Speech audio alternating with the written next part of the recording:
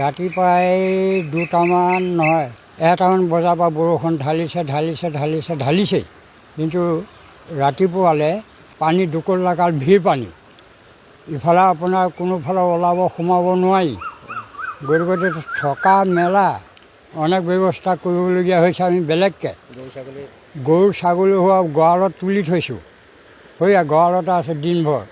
গতিকে মানুহৰ দুনৰ পৰা খোৱা বোৱাত আমি বাদ দিছোঁ। গৰু ছাগলীকেইটা প্ৰতিপাল কৰিবলৈ আমাৰ কোনো ফালৰ পৰা সুবিধা নাইকিয়া হৈছে।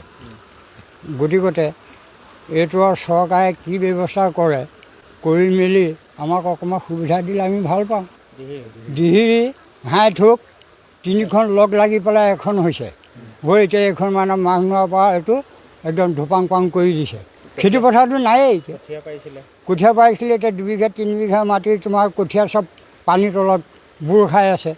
সেইবোৰ কেতিয়া হ'ব, কি কৰিব, কেতিয়া ভাল হ'ব? সেইবোৰ এই দুৱাৰ মুখতে এইকেইটা পুখুৰী ডুবি আছে। 5-6টা মোৰ এতিয়া নিজৰ এটা পুখুৰী আপোনাৰ ডুবি আছে, চফা ওলাই গৈছে। এতিয়া তাৰ পুখুৰীৰ ওপৰতে পানীয়ে গোটেই পানী আমাৰ মাঘনোৱা অঞ্চলত কোনোদিনে হেৰিয়ে নাই। বাৰিষাটো আহিলে পানী হয় আৰু এতিয়া চবফালে দেখোন গৰু গাই ছাগলীৰ পৰা ধৰি মানুহৰ বহুত অনিষ্ট হৈছে, ৰাখিবলৈ দিগদাৰ হৈছে, থকা খোৱা ঘৰৰ ভিতৰত পানী সোমাইছে।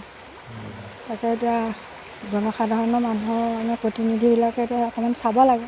উপায় নাইকিয়া আছে কেউফালে, মানে ঘৰৰ ভিতৰলৈকে পানী আৰু বাৰীৰ হেৰি পানী, গৰু ছাগলী ৰাখিবলৈ অসুবিধা হৈছে, মানুহ থাকিবলৈ উপায় নাইকিয়া হৈছে। আৰু চব কঠীয়া পাৰিছিলে চব পানীৰ তলত আছে।